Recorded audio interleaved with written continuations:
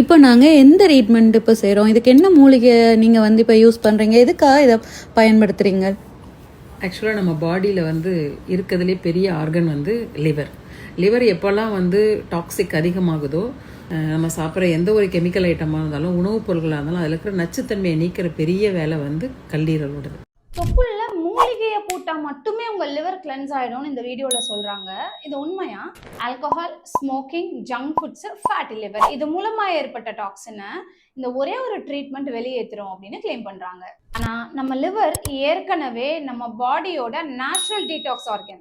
நம்ம பிளட்ல இருக்கிற கழிவுகள்ல ஃபில்டர் பண்ணி வெளியே அனுப்புற வேலையை நம்ம லிவர் டெய்லி செஞ்சுக்கிட்டு இருக்கு. இந்த தொப்புள் பகுதியில இந்த மாதிரி மூலிகை வச்சா லிவர் டிடாக்ஸ் ஆகிடும்னு சொல்றதுக்கு சயின்டிபிக் எவிடன்ஸ் எதுவும் இல்லை. லிவர் ஹெல்த்தை இம்ப்ரூவ் பண்ணணும்னா ஆல்கஹாலை கட் பண்ணணும், wait management, healthy food, exercise and regular checkup. இதுதான் எவிடன்ஸ் பேஸ்டு வழி. வைரல் கிளைம்ஸை விட சயின்ஸ் நம்புங்க.